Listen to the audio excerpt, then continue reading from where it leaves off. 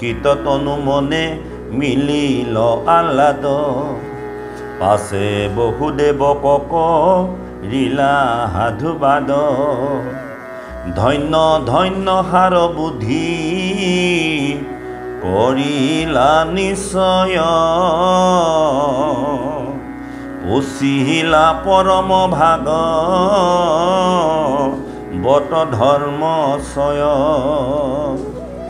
জগত পবিত্ৰ কৰে যাহাৰ স্মৰণে কহোঁ তাক বসুদেৱ শুনাই এক মনে শুনে বা ভনে বা জীৱা জনে মনে স্মৰে আনে বা গাৱন্তে যিটো অভিনন্দা কৰে সবাকোতে খনে কৰে পৰম পবিত্ৰ দেখা ভাগৱত ধৰ্ম কিনো বিপৰীত। এই বসুদেৱ, সেই সন্ত বসুদেৱ। আজি বসুদেৱক দেৱৰ্ষীয়ে সন্ত বুলি কৈছে। তুমি জগতৰ সন্ত, সন্ত আৰু অসন্ত। অসন্ত মানে যাৰ কোনো দিনেই শান্তি নাই, যাৰ কথাৰ কোনো গুৰুত্ব নাই, যাৰ কথা ৰাতিপুৱা এটা, দুপৰীয়া এটা, আবেলি এটা, যাৰ কথাৰ স্থিতি নাই, তেওঁকে সন্ত বুলি কৈছে। আজি বসুদেৱ সন্ত। কেনেকৈ সন্ত? যেতিয়া বসুদেৱে ভগৱন্ত পুৰুষক পুত্ৰৰূপে পাইছিল, আকাশবাণীয়ে যি বাক্য প্ৰদান কৰিছিল আৰু কংসই বসুদেৱক বন্দীশালত ৰাখিছিল। আৰু বসুদেৱ সন্ত হোৱাৰ হেতুকে তেওঁ প্ৰত্যেকটি সন্তান কংসৰ হাতত তুলি দিবলৈ তেওঁ চুক্তিবদ্ধ হৈছিল। কাৰণ বসুদেৱ ঔৰখে দৈৱকী গৰ্ভে অষ্টম পুত্ৰহে কংসৰ প্ৰাণৰ বৰি আছিল। গতিকে প্ৰথম সন্তানটো তেওঁ দিব লাগিব আৰু দ্বিতীয় সন্তানটো দিব লাগিব। এনেকৈ প্ৰত্যেকটো সন্তান দিম বুলি তেওঁ মাৰিবৰ কাৰণে বসুদেৱ চুক্তিবদ্ধ হৈছিল। চাওক প্ৰভুসকল, আমি সন্তানৰ মোহত পৰি নকৰিবলগীয়া কাম কৰোঁ। সন্তানৰ মোহত পৰি যিমানখিনি মিছা কথা ক'ব পাৰি সিমানখিনিলৈকে আমি ক'ব পাৰোঁ। কিন্তু আজি বসুদেৱে তেওঁ বাক্যৰ মতে এটি সন্তানক কোলাত তুলি আনি কংসৰ হাতত তুলি দিছে। কাৰণ তেওঁ সন্ত, তেওঁ বাক্য ৰক্ষা কৰে। আজি আমাৰ বাক্যৰ প্ৰতি আমাৰ গুৰুত্ব নাই। আমি যেতিয়াই যেনেধৰণে মন কৰোঁ তেনেধৰণে কথা কওঁ। আমাৰ বাক্যৰ স্থিতি নাই, বাক্যৰ সত্যতা নাই। আজি ভাগৱতেও আমাক কথা কৈ আছে। আমি ভাগৱতৰ কথা মানিম বুলি চুক্তিবদ্ধ হওঁ, গুৰুৰ ওচৰত শৰণাপন্ন হৈ ঈশ্বৰক ভজিম বুলি আমি বাক্য কৰি আহোঁ। সত্যে সত্যে সত্যে কায় বাক্য মানে শৰণ ল'লোঁ বুলি কৈ অহাৰ পাছতো আমি আজি কায় বাক্য মনৰ দ্বাৰা ঈশ্বৰক ভজিব নোৱাৰোঁ। কাৰণ আমাৰ বাক্যৰ স্থিতি নাই। আমি যে সন্ত হ'ব নোৱাৰোঁ, ইয়াৰ মূল কাৰণ এইটোৱেই। আজি বসুদেৱ সন্ত, কাৰণ তেওঁ বাক্য ৰক্ষা কৰিছিল। অকল যে সেইটো বাক্যই ৰক্ষা কৰিছে এনেধৰণৰ নহয়, তেওঁ জগতৰ সমস্ত কথা তেওঁ বাক্যাধীন, তেওঁ বাক্য ৰক্ষা কৰে। গতিকে আজি সন্ত বুলি বসুদেৱক সন্মান জনাই দেৱৰ্ষি নাৰদে কৈছে, তুমি এনেধৰণৰ ভাগৱত ধৰ্ম আজি মোক সুধিছা, এনেধৰণৰ ভাগৱত ধৰ্ম শুনিছা। যি ভাগৱত ধৰ্ম যদি কোনোবাই কীৰ্তন কৰে তেওঁ পুণ্য হয়, কোনোবাই যদি শ্ৰৱণ কৰে তেওঁ পুণ্য হয়, আৰু শ্ৰৱণ কীৰ্তন কৰিব নোৱাৰিলেও কোনোবাই যদি আঁতৰৰ পৰা অভিনন্দা কৰে তেওঁ মুক্তি পায়। তেনে এক ভাগৱত ধৰ্ম তুমি জানিবৰ কাৰণে আজি আগ্ৰহী। মই তোমাক ধন্য বুলি কৈছোঁ। তুমি ধন্য বসুদেৱ, তুমি জগতৰ কল্যাণৰ কাৰণে ভাগৱত ধৰ্ম সুধি আৰু মোকো তুমি উপকাৰ কৰিলা। তোমাক ভাগৱত ধৰ্মৰ সম্পৰ্কে ক'বলৈ গৈ মই যদিও ভগৱন্তৰ নামত ৰোমাঞ্চিত, পুনৰ ভগৱন্তৰ নামেৰে যাতে পুনৰবাৰ মোক ৰোমাঞ্চিত কৰিবলৈ তুমি আৰু সুযোগ আৰু সুবিধা দিলা।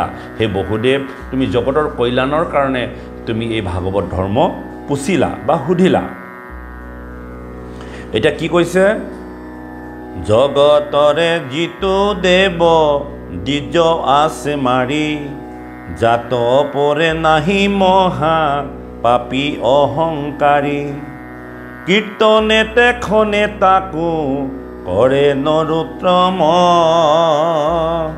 দেখা ভাগৱত ধৰ্ম কিনো মুখ্যতম, পুছিলা আপুনি বেদান্তৰো যিটো হাৰ, আমাকো কৰিলা কিনো মহা উপকাৰ, উমৰাইলা আজি মোক পৰম হৰিক, ইহাতেহে মনে মিলে আনন্দ অধিক। তোমাৰ কথোপকথনে মোক পুনৰবাৰ ভগৱন্তক মনত পেলাবলৈ সোমৰাই দিলা। হে বসুদেৱ, তুমি ধন্য। হে ৰাম, শুনা পুৰাতন কথা, কৰো আশীৰ্বাদ, নিমি নৱসিদ্ধ যেন মিলিল সংবাদ। পৰম পবিত্ৰ কালি নাহি জাত পৰে, শ্ৰৱণতে মহাসুখে মুখ্য পাৱে নৰে। স্বয়ম্ভূত প্ৰিয় ব্ৰত মহাশয়, আছিল অগ্নিধৰ নামে তাহানে তনয়। অগ্নিধৰ পুত্ৰ নাভি নামে ভৈলা খ্যাত, বাসুদেৱ অংশে আহি তান্ত ভৈলা জাত। নামত ঋষভ প্ৰভু ভৈলা অৱতাৰ, অকৰিলা লোকত মুখ্য ধৰ্মক প্ৰচাৰ। তান্ত্ৰ হন্তে ভৈল পাছে পুত্ৰ 100, শ্ৰেষ্ঠ ভৈলা ভৰত পৰম ভাগৱত। যাৰ নামে খ্যাত ইটো ভাৰত বৰিষ, দেখিলা বিষয় সুখ বিস্তাৰ দিশ। তৰুণ কালতে মাধৱক মনে ধৰি, তপোবনে এক চিত্ৰে আৰাধিলা হৰি। তিনি জন্মে লভিলন্ত ভগৱন্ত গতি, আউৰ নৱজন ভৈলা নৱদ্বীপপতি। একাধিক আশী জন ভৈলা দ্বিজ প্ৰায়, থাকিলা লোকত কৰ্ম কাণ্ড প্ৰৱতাই। ভৈলা মহাসিদ্ধ তত্ত্ব জ্ঞানী নৱজন, ঈশ্বৰ কৃষ্ণক মাত কৰে নিৰূপণ। হবে দিগম্বৰ ব্ৰহ্ম বিদ্যা বিশাৰদ, শুনা তাক সম্বাৰ নাম হুয়া নিশবদ। হে বসুদেৱ, তুমি যি ভাগৱত ধৰ্মৰ কথা মোক সুধিছা, সেই ভাগৱত ধৰ্ম যদি মই তোমাক ক'বলৈ যাওঁ, তেন্তে মই এটা পুৰাতন কাহিনী ক'ব লাগিব। মথিলা ৰাজাত বা মিথিলা ৰাজ্যত এজন পৰম সিদ্ধ ৰজা আছিল, যাক নিমি বুলি কোৱা হয়। নিমি নৱসিদ্ধ সংবাদ নামৰ এটি পৌৰাণিক কাহিনী তোমাক ক'ব লাগিব। আৰু এই পৌৰাণিক কাহিনী এনেধৰণৰ কাহিনী, যি কাহিনী শুনিলে, যি কাহিনী কীৰ্তন কৰিলে জীৱই মুক্তি পায় আৰু ভাগৱত ধৰ্ম গ্ৰহণ কৰা হৈ যায়। গতিকে মই তোমাক এই নিমি নৱসিদ্ধ সংবাদৰ সম্পৰ্কে মই কওঁ, সেই পুৰাতন কাহিনীটো তুমি একান্তভাৱে শ্ৰৱণ কৰা।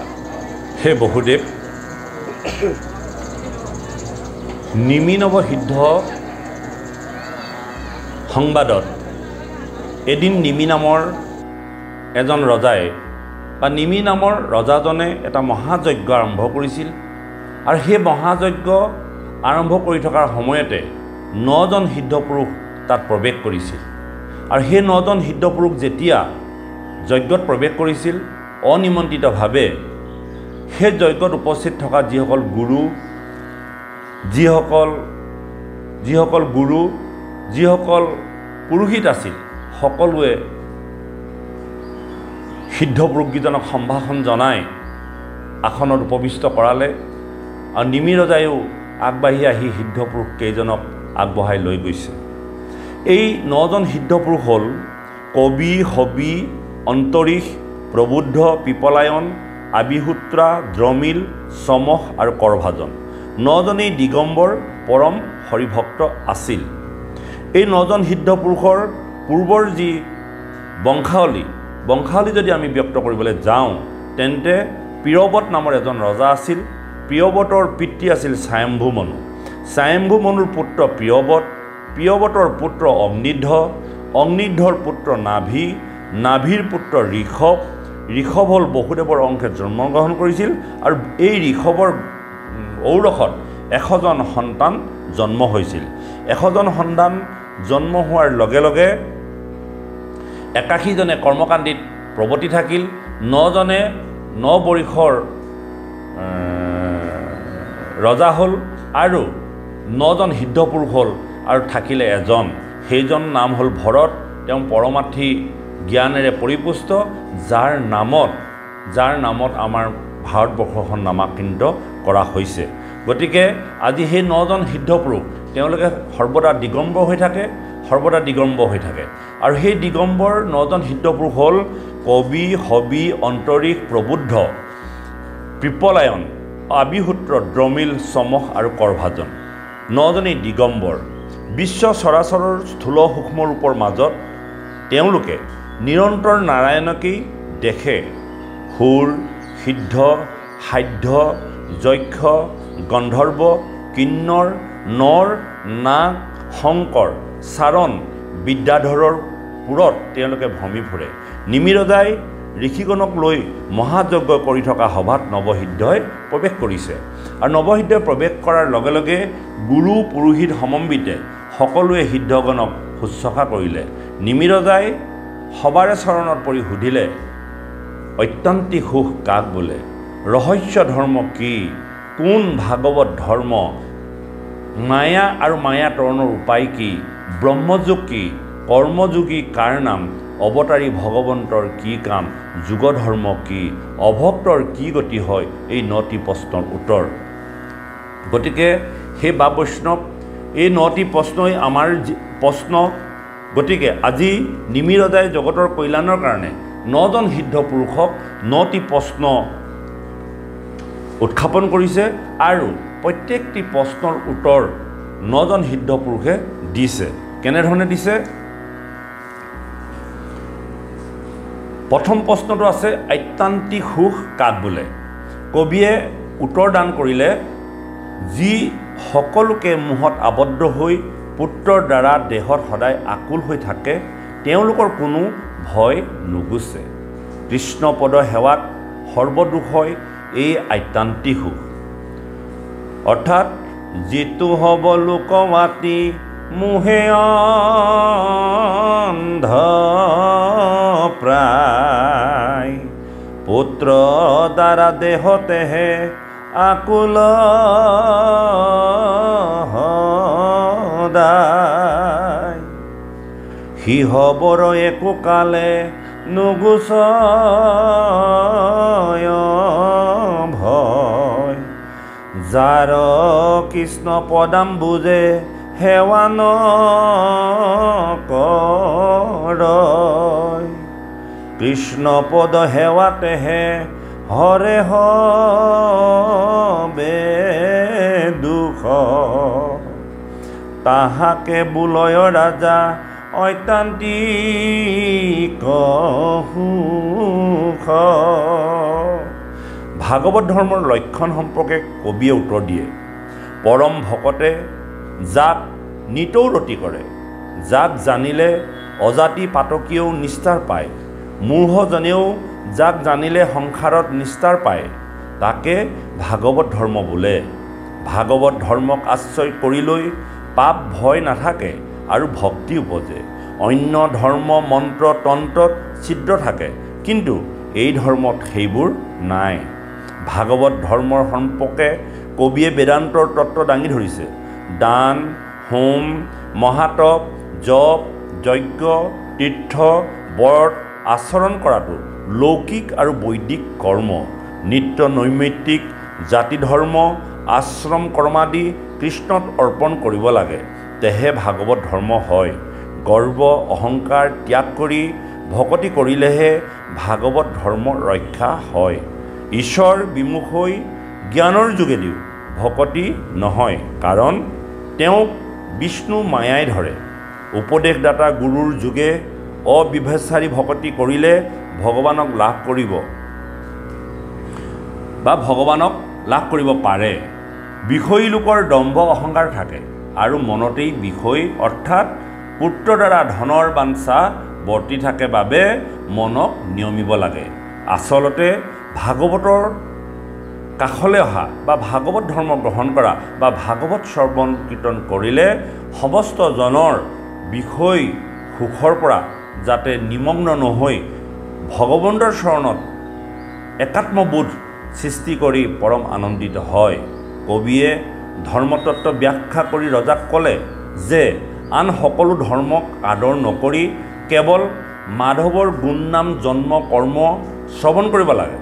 এইদৰে আন স্পৃহা এৰি সদায় নামক স্মৰণ কৰিলে সৰ্ব অংগ পুলকিত হয়। চিত্ৰ কৃষ্ণত দ্ৰৱীভূত হয়। তেওঁ কৃষ্ণ জ্ঞান হয়। সমস্ততে কৃষ্ণময় দেখে। মহাযোগীয়ে সমাধিত ৰতি কৰিলেও নামৰ কীৰ্তনৰ সমান নহয়। হৰিনামৰ মহান ফল লাভ হয় আৰু তিনি প্ৰয়োজন সাধন হয়। প্ৰথমে প্ৰেম উপজে, গৃহ আৰু দেহত বিৰক্তি আহে আৰু কৃষ্ণমূৰ্তি প্ৰতিফলিত হয়। এনেধৰণে কবিসিদ্ধই ঐকান্তিক সুখৰ সম্পৰ্কে কৈছে আৰু কৃপালু মাধৱ মহাপুৰুষেও ঐকান্তিক সুখৰ সম্পৰ্কে লিখিছে। দুৰ্বাৰ দুসংগ দুৰ্বাসনা দুষ্ট, হৰি হৰি হৰি হৰিয়ে অনাদি অবিদ্ৰা, আপুনি ভৈলো মোহিত। অনাত্মা দেহকে আত্মা বুদ্ধি কৰি, হৰি হৰি হৰি হৰিয়ে তুমি হে পৰমাত্মা, ঈশ্বৰে ভৈলো বঞ্চিত। ঐকান্তিক সুখ তজু পদ সেৱা, হৰি হৰি হৰি হৰিয়ে সেৱা পৰি হৰি, আপুনি ভৈলো বঞ্চিত। মায়াময় ঘোৰ সংসাৰ নিকাৰ, হৰি হৰি হৰি হৰিয়ে তাকে সুখ মানি, মগ্ন ভৈল মোৰ চিত। তাকে সুখ মানি, মগ্ন ভৈল মোৰ চিত। ঐকান্তিক সুখ, ভগৱন্তৰ পদ সেৱা কৰাটোৱে হ'ল ঐকান্তিক সুখ। মায়াময় সংসাৰত পৰি ভগৱন্তক চিনি নাপায়, তাকে সুখ বুলি ভাবি, তাকে সুখ মানি মগ্ন ভৈল মোৰ চিত্ত। ইমান এটা সুন্দৰ ভাৱনা কৃপালু মাধৱ মহাপুৰুষে দাঙি ধৰিছে। হে বা বৈষ্ণৱ, আমি ভক্তিৰ ৰাজ্যখনত আমি গভীৰভাৱে চিন্তা কৰিব লাগিব। এই যে আজি নিমি ৰজাই যি প্ৰশ্ন সুধিছে, ঐকান্তিক সুখ বা কাক বোলে? ঐকান্তিক হ'ল তজু পদ সেৱা, তজু পদ সেৱা, তজু পদ সেৱা।